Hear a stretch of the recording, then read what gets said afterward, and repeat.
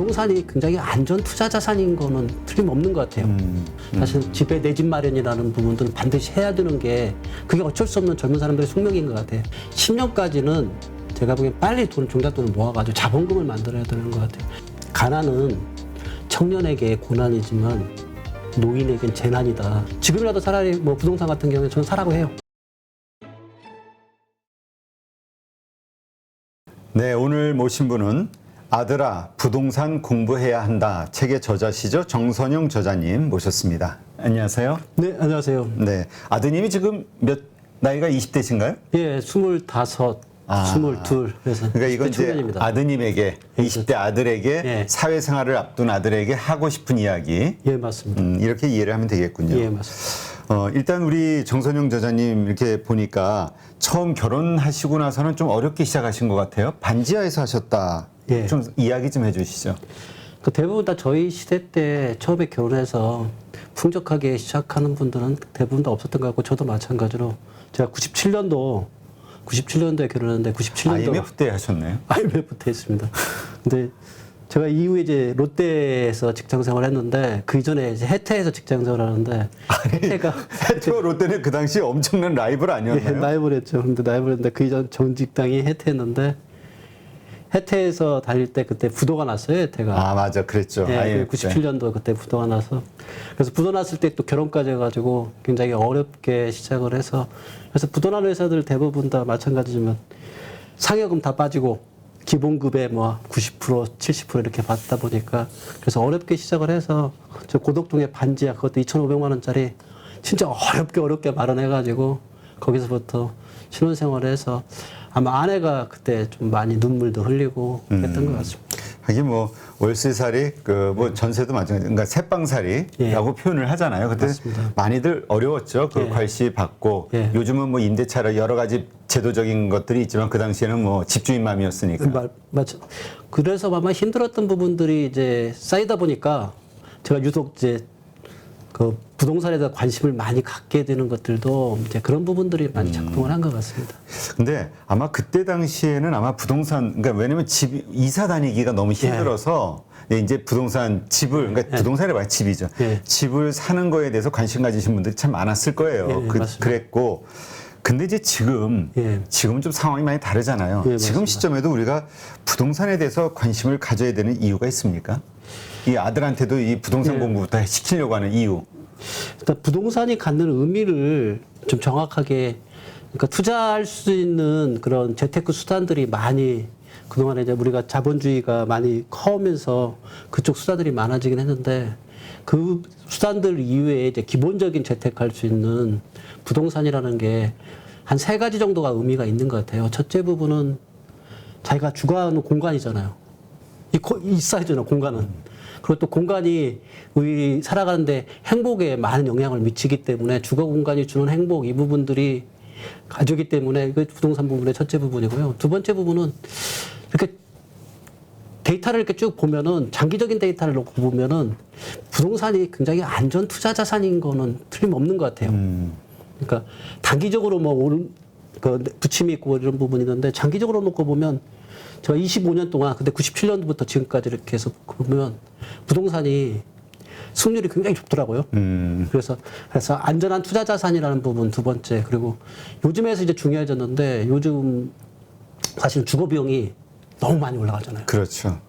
그 주거 비용이 더 아마 올라가게 될 것 같아요. 지금 그러니까 요즘 전세가 점점 사라지고 이제 월세화돼 가고 있다. 그래서 상당한 수입의 상당 부분을 월세비로 내야 되는 상황이 되는 거 아니냐. 그러니까 주거 비용의 비율이 너무 높아가는 시기가 이미 닥쳤고 특히 도시를 중심으로 해서 도시 중심에서는 주거 비용을 갖다 축소하는 것만으로도 사실은 재테크의 수단이 될 수 있을 만큼 그만큼 비중이 높아졌기 때문에 이런 3가지 이유들 때문에 시작하라고 했고요.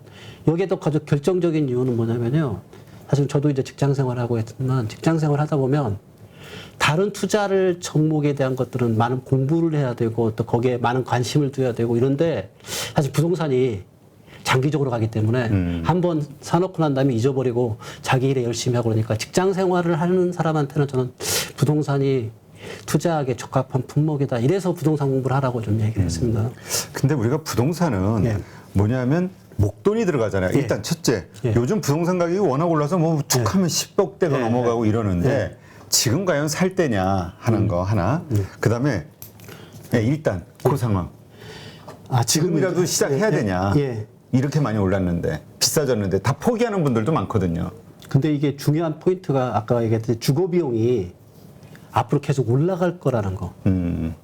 그렇게 되면 이게 최선의 선택이 아니라 최악의 선택을 피하기 위해서라도 사실 집에 내 집 마련이라는 부분들은 반드시 해야 되는 게 그게 어쩔 수 없는 젊은 사람들의 숙명인 것 같아요. 그래서 저는 해야 된다고 생각해요. 내 집 마련은?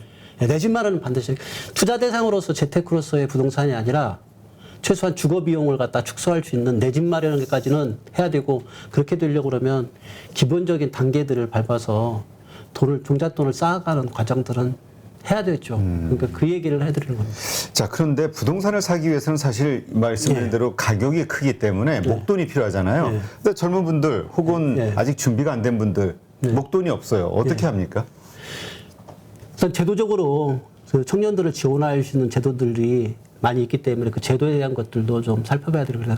그래서 청약을 받을 수 있는 청약 받는 부분도 더 고려를 해봐야 되고요. 그 이외에도 저는 이제 제 아들한테는 저희가 했던 방식을 갖다가 얘기를 해줍니다. 어떤 방식이냐면 사실은 10년이면 10년 동안에 지루하지만 돈을 모아가는 과정을 좀 했으면 좋겠어요. 그러니까 종잣돈을 모으자. 종잣돈을 모으는 과정들. 그러니까 저희도 했던 방식이 뭐냐면 1997년도에 그때 IMF 그때 부도난 회사 다니면서도 돈을 조금씩 모아가지고 2007년도까지 해서 저희가 한 2억 3천을 모았고요. 그 2억 3천을 모은 걸 가지고서 대출을 받아가지고 7년 동안? 예.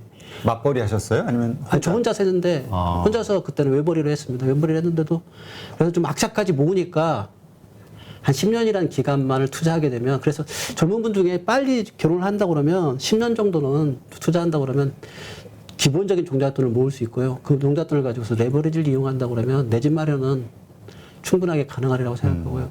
그리고 외국 같은 경우에는 사실은 모기지를 해서 30년, 40년 해가지고 모기지를 해가지고 내 집까지 마련하는 것 같다 미리 모기지 받아가지고 그 갚아가는 과정하고 내 집이 되고 난 다음에 영모기지를 해가지고 노설계라는 형태도 가능하기 때문에 저는 부동산에 대한 이런 공부들을 해서 내 집 마련에 대한 한 채, 그냥 기본적인 자산을 가져가야 된다고 생각합니다.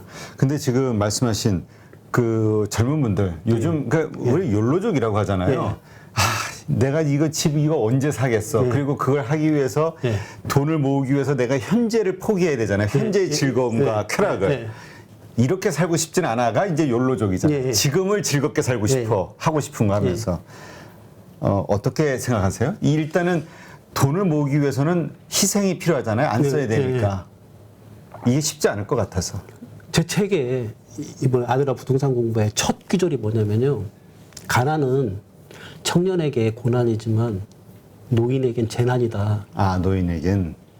그러니까 노인에게 재난을 맞이할 수 있는 가난을 갖다가 청년 시절에 가볍게 고난으로 해서 겪어야 되는데 그걸 하지 않겠다 그러면 지금 시대는 노인의 빈곤이 생각하는 것보다 훨씬 더 심각해요. 아, 그 말이 좀 와닿는데요. 젊어서 고난을 피하려고 하면은 늙어서 재난을 만난다. 네, 그러니까. 이거 제목으로 써야겠는데. 제 책의 첫 구절이에요. 아, 그래요? 예. 가난이 그 청년들한테 뭐 저도 20대, 30대, 40대를 이렇게 지나오면서 보면 그때 시절에는 가난은 그렇게 힘들지 않아요. 근데 지금 제가 마주대하고 있는 저도 이제 50대가 넘어갔을 때 50대 그리고 60대 선배들, 70대 선배들 이렇게 바라보면 지금 가난을 대하고 있는 겪고 있는 이 부분들이 너무나 안타까워요. 근데 진짜 많은 분들 이렇게 이야기를 들어보면 20, 30대 때에는 사실 막 집이든 이게 좀 프리한 생각을 갖고 있는데 막상 이게 30대 후반 40대 넘어가면서부터 진짜 은퇴 시점이 떠오르면서 나이 60, 70대에서 내가 어떻게 살 것인가에 대한 고민이 막 되기 시작한다고 하더라고요. 그러니까 이 얘기를 하면은 좀 여러분 젊은 분들이 혹시 이해할 수 있을지 모르겠지만 제가 아침 5시 산책을 하거든요. 5시 산책할 때 제일 먼저 만나는 분들이 어떤 분들인 줄 아세요? 어떤? 노인분들이에요. 노인분 중에 어떤 노인이냐면 편의점 같은 데서 그 보행기 같은 데다가 캔 있죠. 아, 폐지, 빈박스. 이런 걸 갖다가 챙겨가고 있는 분들을 한 3-4분을 만나게 돼요. 그러니까 그분들한테의 이 삶은 지금 현재 겪고 있는 삶은 그러니까 노인으로서의 빈곤은 가난은 너무 무거워 보여서 그 끌고 가는 뒷모습을 바라볼 때마다 늘 안 좋더라고요. 그래서 책 제목이 제가 그 아들아 부동산 공부하면서 그 첫 줄을 가난이 노인들에게 재난이다. 이 부분 했던 이유도 들고 그래서 고난으로 겪을 때는 사실은 그렇게 무겁지 않잖아요. 그렇죠. 해보면 이거 즐기는 것보다 그것도 그렇게 무겁지 않고 그것도 추억이 되거든요. 근데 이제 당사자들의 입장, 예. 그 지금 당장 하고 싶은 걸 안 하고 놀고 싶은 걸 안 놀고 먹고 싶은 걸 안 먹어야 되잖아요. 이게 짜증나는 거지 현실에서. 일단 이 돈을 모으는 것과 관련해서 실질적으로 예. 어떤 식으로, 왜냐면 이 7년간 97년도 시점에서 예. 결혼하셔가지고 7년간 2억 얼마를 모으셨다는 예, 거, 이게 10년 또 동안. 쉬운 건 아니거든요. 쉽지 않죠. 어떤 식으로 생활하셨어요? 월급 받으면? 그 10년을 저는 이제 이 책에서는 자본의 생성기라고 이제 해서 종잣돈을 모아가는 과정이 기가지인데 그때 가장 중요한 거는 일단 고정소득은 있어야 되잖아요. 그러니까 제가 소득을 버는 것들은 직장 생활이 굉장히 충실했어요. 일주일에 뭐 7일 정도 나갈 정도로. 이렇게 그렇다고 월급 더 받는 건 아니잖아요. 그렇지만 거기서 계속 월급이 상승할 수 있는 승진하고 해서 일에서 성공을 먼저 하자. 소득의 규모를 갖다가 키워가는 것들은 그때는 필요한 부분이 그러니까 그걸 갖다 키워나가는 건 제가 했고요. 그렇게 해서 벌어다 주는 돈을 가지고 아내가 지출 관리를 철저하게 통제했어요. 그래서 그 보통 제가 그때 97년도에 결혼해가지고 100만 원이 안 되는 월급을 갖다 주더라도 아내는 그 중에서 10만 원은 따로 저축해놓고 나머지 가지고 그냥 억지로 살아내는 거예요. 그렇게 해서 조금씩 이렇게 모아가니까 10년 동안에 평균 한 200만 원 정도 저축을 해가지고 그걸 그래서 2억 3천을 갖다 모으게 되더라고요. 그러니까 왕도는 없는 것 같아요. 그러니까 안 쓰고 모으는 수. 안 쓰고 모으는 밖에 없어요. 근데 그 모을 때 요즘은 이제 금리가 워낙 낮다 보니까 예전처럼 정기 예금이라든가 정기 저축, 뭐 저축 같은 거를 드는 게 낫냐 아니면 투자를 하는 게 낫냐 이거 가지고 논란이 좀 있었는데 왜냐면 투자는 잘못하면 또 원금 손실이 되잖아요. 그러니까 맨 땅에서 다시 시작해야 되니까. 그렇죠. 그래서 빨리 가급적 빠른 시간 내에 결혼이라는 걸 해서 시작을 했다 그러면 10년까지는 제가 보기엔 빨리 종잣돈을 모아가지고 자본금을 만들어야 되는 것 같아요. 자본금을 가지고서 투자하는 거하고 작은 돈 가지고 굴려가면서 하는 거하고는 벌써 그 굴리는 단위가에 의해서 수익을 창출할 수 있는 부분이 다르고 또한 저는 가장 그 얘기를 한 이유가 뭐냐면 사실은 큰 돈으로 투자했을 때 훨씬 위험이 해지가 돼요. 작은 돈을 투자할 때 그 위험보다 큰 돈을 투자할 때 위험이 해지가 돼요. 심리적뿐만 아니라 이 자본주의 구조상의 그런 것 같아요. 뭐 예를 들어서 저 이런 설명을 가끔 하는데 강남에 있는 여기 아파트를 강남에 있는 이 빌딩 하나를 사는 거를 100억이라고 그러면 저 중소도시에 빌딩 10억짜리 사는 거 그러면 100억짜리 사는 게 훨씬 더 위험도 낮고 훨씬 더 수익도 많이 나고 이런 논리들이 다 적용이 되는 것 같아요. 크게 작게 보면. 그러니까 이 논리상으로 보면 위험들을 해체하고 이런 것들에 의해서 10년 동안은 조금은 원금 손실이 안 나게 그냥 모아가는 거죠. 그래서 예금이나 적금 예금을 통해서 예금 이자를 받으라는 얘기가 아니라 원금을 쌓아간다는. 원금을. 예. 이자보다도. 이자보다 원금 쌓아라. 그 이자 수익을 불리기 위해서 다른 어떤 투자를 했을 경우에는 오히려 그게 손실될 가능성이 있으니. 네, 만약에 솔직히 제 아들이라면 제 아들한테 만약에 잘못 투자해서 원금 손실해서 다시 그때 시작한다 그러면 27에 시작하는 거하고 저는 이제 27에 그때 시작했어요. 네. 그때 시작하는 거하고 35에 시작하는 거하고 이 차이가 너무 그러니까 크잖아요. 일찍서부터 시작해야 된다. 예, 맞습니다. 지금 저희 우리 그 8.15 모니터 구독자분들, 가족분들 연령대가 좀 높아요. 네. 40대, 50대, 60대이신 분들도 많이 계시고. 그러니까 이제 자녀들이 있겠죠. 자녀들에게 자녀들한테 얘기해요. 요즘 이제 주식 투자가 붐이었다 보니 그걸 많이 들어오셨다가 또 지금 많이 물리셔가지고 고생들을 하시는데. 근데 그렇죠. 일단은 뭐 돈을 모아야 되니까. 자, 그러면 구체적으로 그냥 돈을 안 쓰고 모으면 돼라고 하지만 구체적으로 어떤 식으로 안 쓰면서 아들에게 얘기해 주실지 어떤 식으로 돈을 모으게끔. 근데 왜냐면 이게 또 근데 부부가 잘 만나야겠네요. 네. 그러니까 그 보통 생활할 때 보면 그 젊은 시절에 가장 많이 들어가는 비용이 무슨 비용이냐면요. 사실은 자녀 교육비가 제일 많아요. 그러니까 그렇죠. 교육비가 그러니까 자녀들한테 들어가는 비용들이 제일 많아요. 그 나머지가 이제 식료품비고 사치스럽게 사는 사람들 요즘 젊은 사람들 다 못 봤어요. 근데 대부분의 비용이 거기서 많이 나가기 때문에 그 자녀 교육비하고 그다음에 식료품비나 쓰는 부분에 대한 것들을 규모 있게 해나가는 게 첫째 생필품에서 부분이고 그 돈을 갖다가 이제 모아가겠다는 생각을 갖다 명확하게 해줬으면 좋겠어요. 그러니까 목표치를 갖다가 10년을 놓고 10년에 2억 3천을 모으겠다 이런 생각을 가지고서 그 목표점을 향해서 나아가다 보면 과정이 그렇게 저희도 지나고 나서 보니까 그렇게 어렵지는 않았더라고요. 생각해보면 굉장히 어려운 시기임에도 불구하고 아이들을 교육시키면서도. 예. 근데 아이를 교육시킨다는 것과 관련해서 네. 요즘 또 많이 분위기가 좀 달라지긴 했습니다만 아이들 과외비라든가 이런 걸로 좀 과다하게 지죠. 그래서 이게 돈을 못 모으는 분들, 그래서 문또 아이가 이제 고등학교 졸업할 무렵 되면은 모아놓은 게 없다, 뭐 이런 얘기 하시는 분들 많이 있거든요. 그렇죠. 근데 자식에 대한 투자도 투자 아니냐, 이렇게 생각하시기도 하는데. 근데 그 투자가 현 시점에서 놓고 보면 사실은 제가 이제 뭐 직장에 다닐 때 주로 이제 신입사원 면접 이런 거 많이 가게 되면 신입사원 면접을 온 친구들이 어떤 친구들이냐면요. 서울에는 좋은 대학 나와서 그러니까 어렸을 때부터 공부 열심히 해가지고 아버지한테 부모님들이 가외 다 시켜가지고 와서 사실은 저희 회사에 들어오게 해서 거의 한 30대 1의 경쟁률을 뚫고 그 하나 후보자로 막 이렇게 그러면 우리 시대 때는 저희 시대 때는 사실은 대학만 나오게 되면 웬만한 직장 같은 데 취직해가지고 기본적인 직업을 가져가고 할 수 있는 시대인데 지금은 그게 안 되잖아요. 그러니까 교육에 투자했는데 반대로 투자해가지고 수익률이 너무 낮아요. 그러니까 그런 부분까지 가라면 한다면 투자 수익률적인 면에서 아이들에게 쓰는 과외비보다는 우리가 종잣돈을 키워서 차라리 집을 사는 게 훨씬 집안채를 남겨주는 게 그러니까 이거는 유대인의 방식인데 유대인들은 보통 13세, 15세 때 성인식 할 때 지참금이라고 줘요.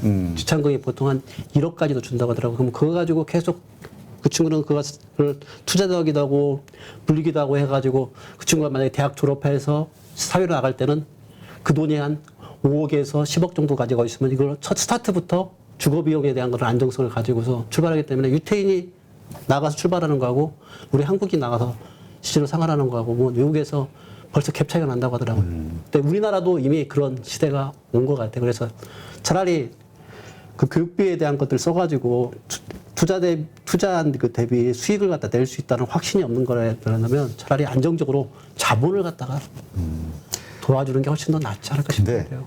그러한 뭐 아이들에 대한 과외비 아이가 뭐 쫄른다 하더라도 왜냐면 부모 입장에서 아이가 아빠 내 친구는 저기 가서 뭐 공부하고 어디 학원 다니는데 왜 나는 안 보내줘 이러면 또 마음이 아프거든 부모 입장에서 그러니까 이제 들어주다 보면은 남들하고 다 비슷한 그럼 근데 이 균형을 잡는 걸 어떻게 잡으셨어요?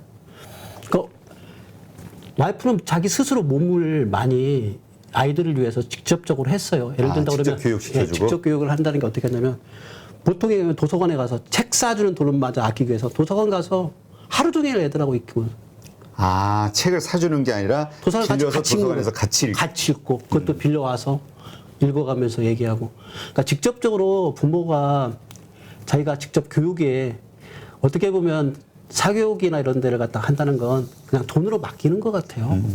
근데 와이프는 직접 자기가 도서관에서 한다든가 아니면 자기가 심지어 나가서 수포자였는데 수학 같은 것도 배워와서 아이한테 가르쳐주고 이렇게 하는 것들로 해서 돈이 기본적으로 들어가지 않으면서도 실제로 교육 효과가 있는 제도들을 많이 활용을 했죠, 안에는.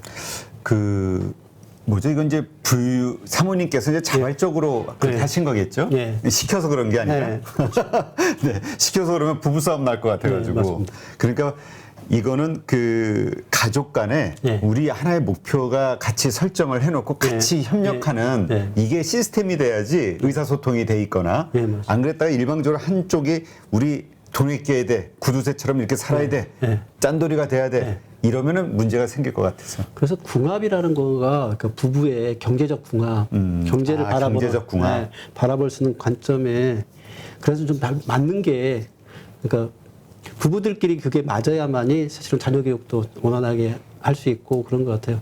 그래서 부부 사이에 보통 세 가지 정도가 처음에 좋은 의미로 시작했다가 나중에 부부싸움으로 끝나는 세 가지가 있다고 그러더라고요. 그래요?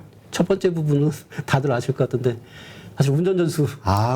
그게 아주 유명하지. 운전연수 시켜주면 안 돼. 네, 부부간에 운전연수 시키다가 꼭 맨 마지막에 특히 뭐 주행까지는 잘 나가다가 주차할 때 후면 주차할 때 이때 완전 이제 싸움 거의 끝나게 되는데 이런 거 마찬가지로 두 번째 부분이 보니까 재테크더라고요. 재테크 때문에도 많이 지금 부부들 중에 그때 집을 사자고 그럴 때 왜 안 샀느냐, 왜 그때 사자고 했을 때 와가지고 사인만 했으면 되는 것 같다 안 했냐 해가지고 이렇게 재테크에 대한 관념들 차이 돈을 모아가자고 그랬는데 그걸 갖다가 그냥 펑펑펑 쓰고 그래가지고 서로 간에 관념이 안 맞아서 이럴 때 좀 문제 생기는 것 같고요. 그리고 세 번째 부분이 자녀 교육인 것 같아요. 그렇죠. 이게 가장 현실적이죠. 엄마들은 특히 맞습니다. 다른 애들한테 기죽을까봐 남들 시키는 만큼은 해야 돼 이런 생각을 많이 가지고 계시더라고요. 예.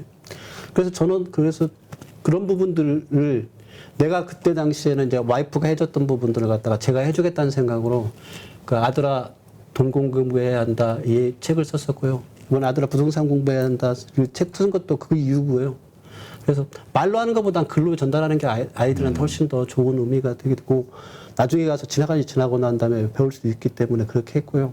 저는 그래서 주로 이제 경제적인 실존적인 것들은 아내가 있기 때문에 그래서 아내하고 같이 책 쓰자고 그래서 같이 이번에 그래서 같이 쓴 겁니다. 그래서 아내가 실존 부분에 대한 것들 그 짠순이처럼 막 진짜 어떻게 사는지 고분분투하고 그렇게 살아왔던 얘기들을 갖다가 적어놓게 했고요. 저는 그걸 갖다가 경제적 지식을 좀 부과해서 어떻게 하는 것들이 훨씬 더 그 경제적으로 현명한 삶인가 이런 부분에 대한 것들 설명하게 이렇게 했습니다. 나중에 애들들이 뭐 저희 얘기를 안 듣더라도 이 책을 보면서는 좀 배울 수 있지 않을까 싶어서 했습니다. 알겠습니다. 하여튼 경제적 궁합이 중요하다. 맞아요. 특히 그 심리적으로 여성분들 특히 이런 얘기 하잖아요. 스트레스가 쌓이거나 화가 나거나 그러면 쇼핑으로 푸는 분들이 있거든요.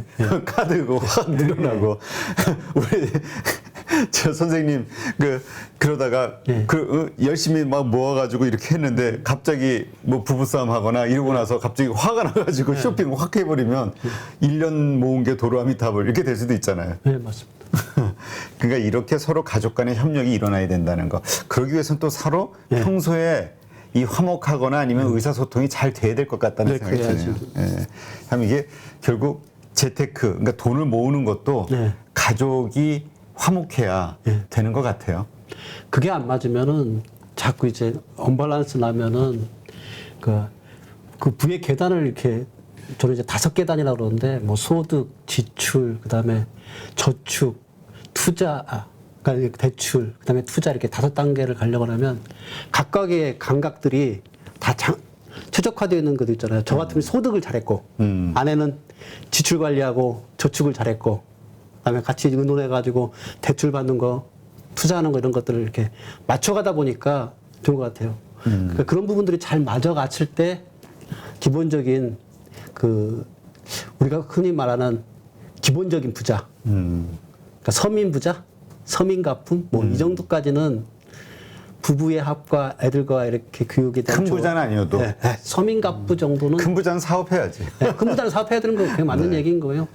그러니까 전문적인 투자가로 돼서 사업을 하거나 전문적 투자가 돼가지고 돈을 벌어가는 것들은 그건 어찌 보면 이제 우리 사회에서 그 기본적인 전문가들이 해야 대한 영역인 거고 그렇지 아니라 저처럼 직장 생활했고 이렇게 해서 그 서민 갑부 정도 수준까지 올라가려고 그러면 이런 과정들이 가장 좋지 않을까 하는 생각을 합니다. 네. 자, 일단 우리가 투자를 하기 위해서 이제 그렇게 아끼면서 돈을 모으면 그 다음에 이제 투자를 하잖아요. 그 투자를 할 때는 그래도 투자에 하려는 그 시기가 불황기냐 호황기냐에 따라서 이 성과가 달라진단 말이에요. 이거를 어떻게 알아낼 수 있을까? 방법이 있다고 하시는데 어떻게 파악하세요? 저 같은 경우는 이제 유통업체에 있었으니까 유통업체에 있다 보면은 롯데마트 그때 마지막 직함 부문장으로 이제 부문장으로 거기에 있었기 때문에 거기에서 있다 보면은 어떤 걸 보면 그 경제의 징후를 알 수 있다면요. 첫째 부분은 그러니까 상품권이 움직이는 시장이 있습니다. 상품권 시장이라고 하거든요. 그 저희 명동 백화점 옆쪽에 가면은 남대문 시장에 구두방에서도 팔고 점방에서도 팔고 깡 시장이 있습니다. 맞아, 깡이라고 하죠. 이 깡 시장의 할인율을 보면은 흐름이 보이더라고요. 아, 그래요? 그러니까 깡이 대부분 다 어떨 때는 좋은 시절에는 3%, 그치 신세계백화점, 뭐 롯데백화점 그 상품권 해가지고 3% 2% 싸게 사잖아요. 근데 어느 순간에 가면 5%까지 이제 이 얘기는 뭐냐면 이 상품권을 가져와서 상품권은 비용 처리가 될 때 기업에서 좀 가지고 있는 경우가 있어요. 이걸 갖다가 놓고서 현금화 시킨다는 얘기는 뭐냐면 이거는 돈이 현금이 말랐다는 얘기거든요. 그렇기 때문에 이건 불황의 징후들이에요. 그래서 그 상품권을 보면은 다른 데보다 한 발짝 앞서가지고 그 다음에 이제 뭐 경제에서 경제 불황이다 이런 얘기가 나오기 전에 딱 그 상품권 깡시장에 보면 그 현상이 나오고요. 또 한 가지 부분이 뭐냐면 그 영등포에 가면은 암시장이 있어요. 상품들을 이렇게. 네. 거기에 보면은 상품들이 갑자기 어느 순간에 많이 나오는 거죠. 예를 들면 패션의 옷들이 막 싸게 덤핑을 해가지고 막 나오기 바겐 시작해요. 세일. 덤핑을 해서 막 나오기 시작해요. 그러면 패션의 이쪽에 안 좋은 거예요, 경기가. 그리고 어쩔 때는 그 인스턴트 해가지고 뭐 그 참치캔 이런 것들이 막 또 무더기로 나오는 시기가 있고 막 식용유가 무더기 나오기 시작. 유통을 하셨던 분이라 유통의 흐름을 가지고 파악하시는군요. 그렇게 딱 놓고 보면은 경제의 징후들이 이렇게 딱 나오기 시작하는 것 같아요. 그래서 이런 걸 통해 가지고 경제가 어떻게 흘러갈 건가에 대한 것들을 기본적으로 하면 다른 사람보다 사실 그렇잖아요. 사실은 반의 반박자만 앞서면 조금 싸게 사고 더 큰 수익을 내고. 거기서 돈이 대부분 다 나오잖아요. 반의 반박자만 앞서서 하는 부분들. 그건 전 유통업체를 하면서 그런 흐름들은 그렇게 해서 파악하는데 이 흐름이 의외로 생각보다 훨씬 더 적용이 정확하게 적용이 되는 것 같아요. 그러면 불황일 때 사는 겁니까? 호황일 때 사는 겁니까? 투자를 한다면? 투자일 때는 호황일 때 해야 되겠죠. 호황일 때? 불황일 아시면서 그러세요. 불황일 때 투자하는 건 바보스러움이잖아요. 특히 요즘 같이 물가가 올라가는데 불황인 이런 시기에는 투자에 대한 것들은 굉장히 위험성이 많잖아요. 그러니까 지금 드리고 싶은 질문이 이렇게 돈을 모으고 아껴서 자기 집 한 채를 사기 위한 여러 가지 정부의 지원이라든가 그다음에 목돈 마련이라든가 이런 것들을 통해서 해야 된다. 이거는 큰 차원에서 오케이 동의가 되는데 그럼 지금 할 거냐에 대한 문제, 언제 할 거냐에 대한 문제 어떻게 봐야 될까요? 근데 부동산 같이 장기적인 관점으로 가야 될 것들이 있고 단기적인 관점으로 가야 될 것들이 있는 것 같아요. 그래서 저는 이제 운동선수한테 많이 비유를 하는데 단거리 선수, 100m 단거리 선수가 있고 1000m 중거리 선수가 있고 마라톤 같이 그 마라토너 같이 이렇게 길게 가는 선수들이 있는데 부동산 같은 경우에는 사실 긴 롱텀이기 때문에 어느 순간에 뛰느냐, 어느 순간에 빠르게 뛰느냐 이걸 결정하는 게 아니라 꾸준하게 뛰어가는 게 그게 가장 맞는 답인 것 같아요. 지금이라도 차라리 뭐 부동산 같은 경우에 저는 사라고 해요. 자기 지금이라도? 네. 그건 불황이냐?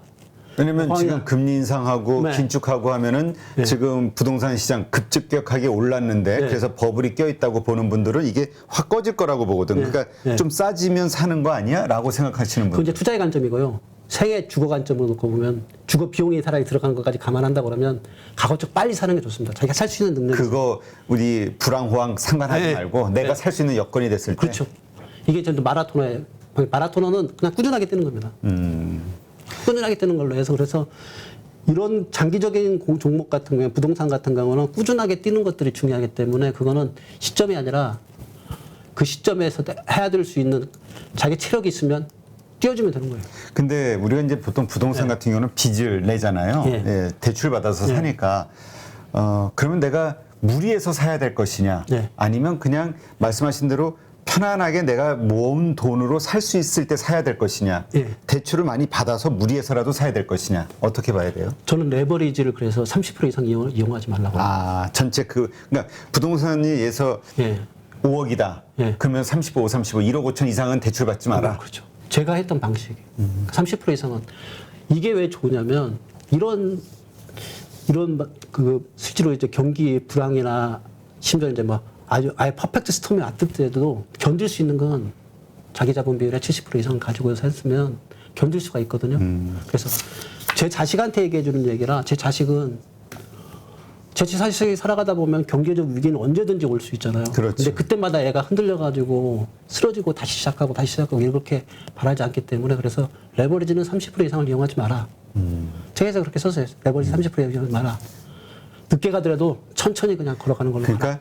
지금 내가 30% 미만의 대출을 받아서 집을 살 수 있는 목돈을 모으신 분이라면 바로 집을 사도 되는 거고. 당연히 사야 되죠. 그게 아니라면은 일단은 그 돈을 더 모으는 과정이 필요해요. 모아가다 보면 타이밍이 더 좋은 타이밍이 올 수 있으니까 그때 한번 누르는 거고. 그래서 마라톤적으로 이런 종목들을 부동산 같은 걸 할 때 하고 그다음에 주식같이 아니면 코인같이 단타로 해가지고 그러니까 100m 달리기 선수라고 그러는데 순간적인 근육을 내서 쭉 치고 나갈 수 있는 그런 투자를 한다고 그런다 그러면 그거는 이제 시기를 잘 봐야 될 것 같아요. 시기. 타이밍이 가장 중요한 시기인 것 같아요. 지금 그러니까 사실은 미국 때문에 물가가 그 이 부분 때문에 자이언트 스텝을 갖다 받겠다고 이 하나만 가지고도 지금 쇼킹이 일어났잖아요. 그렇죠. 이런 시기에 투자한다는 거는 그 시기에 투자한다는 건 어떤 바보스러움이기 때문에 그 아들이 근데 갑자기 저 아버지 저도 목돈을 모을게요. 부동산을 사기 위해서. 하지만 은행 금리 가지고는 불만족스러우니 뭐 ETF가 됐든 좀 뭐 펀드가 됐든 이런 것을 통해서 유가증권을 통해서 내가 돈을 이렇게 적립식으로 불려나가겠습니다라고 한다면 어떻게 하실래요? 저는 그러니까 동학개미는 하지 말라고 하는데 결사반대? 동학개미는 하지 말라고 하는데 펀드는 ETF는 하라고 해요. 적립식 투자는? 네. 왜냐하면 그거는 사실은 전문가들한테 맡겨놓는 거잖아요. 그렇죠. 전문가들이 그러니까 주식 공부를 자기가 본인이 해가지고 아무리 공부한다 하더라도 난 주식의 공부는 제가 원래 가장 어려운 게 난 주식 공부인 것 같아요. 그래서 너가 그렇게 직장 생활하면서 주식 공부까지 할 수 없을 때는 뭐 지금 네가 얘기했던 것처럼 ETF나 펀드나 해가지고 하는 부분들은 전문가한테 맡기는 건 괜찮다. 돈을 그렇게 해서 모아 나가는 것도 괜찮다. 그거는 괜찮다. 근데 그거는 원금 손실이 당하긴 하지만 그렇게 많이 당하지 않잖아요. 전문가들이 하기 때문에. 그래서 그런 부분들은 괜찮은데 그게 네가 직접적으로 투자해서 주식에 투자해서 하는 부분들은 좀 지양했으면 좋겠다. 직접 공부하고 직접 투자하고 이렇게 하는 거 모은 돈 가지고 뭘 사고 주식에서 이건 아니라 그냥 적립식으로 그런 투자는 괜찮아. 간접 투자는. 알겠습니다. 그러니까 이게 사실 내가 위험한 어떤 투자를 하더라도 자식이나 주변 내 가까운 사람들은 그렇게 안 하기를 바라죠. 그 마음이에요. 그러니까 아버지로서 내가 살아왔던 과정들을 놓고 보면은 솔직히 주식하라고 말을 못 하겠어요. 그러니까 근데 네가 여유 있는 돈 가지고 이 자본주의 경제 구조가 어떻게 흘러가는 걸 갖다 배우기 위한 공부 차원에서 수업료라고 생각하고 그 손실이 났을 때 너한테 네가 앞으로 살아가고자 하는 경제 생활에 영향을 미치지 않는 범위 내에서 하는 거에 대해서는 배워야 되니까 돈을 내고 배우는 건 수업료를 내고 배우는 건 나 당연히 배워야 된다고 생각을 해요. 근데 그게 아니라 투자를 위해서 자기 가지고 있는 기본들은 종잣돈을 갖다가 빠르게 모으기 위해서 아니면 다른 투자를 해가지고 그걸 수익으로 해서 자기가 살아가기 위해서 하겠다 하면 전 좀 말리는 스타일이에요. 알겠습니다. 21세기의 부는 사냥꾼의 방식에서 찾아야 된다. 이런 내용이 책에 있던데 이건 어떤 말입니까? 그러니까 농부가 있고 사냥꾼이 있잖아요. 농부는 꾸준하게 하지. 꾸준하게. 그러니까 아침에 가서 논에 물꼬를 열어주고 새벽 한 5시 정도 일어나야 될 거예요. 똑같은 루틴으로 사는 거죠. 똑같은 루틴으로 계속 살아가는데 21세기에는 그런 똑같은 루틴으로 살아가는 사람들은 사실 근로자 생활밖에 못할 것 같고 그게 아니라 사냥꾼이라는 건 뭐냐면 어디에 맹수가 오는 길목에 서서 거기서 딱 기다리고 있다가 순간적으로 딱 잡아낼 수 있게 그러니까 경제적인 저는 이제 감각이라고 얘기하는데 이 감각을 가지고서 살아간 사람들이 부를 갖다가 얻을 수 있는 것 같아요. 그래서 그 부를 갖다가 얻는 건 사냥꾼 방식으로 그 경제 관점을 바라보라 이런 의미로 그리고 거기에 맞게 투자를 해야 된다. 알겠습니다. 네, 이제까지 아들아 부동산 공부해야 한다 책의 저자시죠 정선용 저자님과 함께 부모가 아들에게 정말 경제적 독립을 위해서 꼭 해주고 싶은 이야기 그런 이야기가 무엇인지에 대해서 한번 다뤄봤습니다. 오늘 좋은 인사이트 고맙습니다. 고맙습니다. 누구나 1시간 안에 200개 종목에서 좋은 종목을 고를 수 있는 그런 능력을 배양할 수 있도록 제가 도와드리려고 그렇게 하고 있습니다.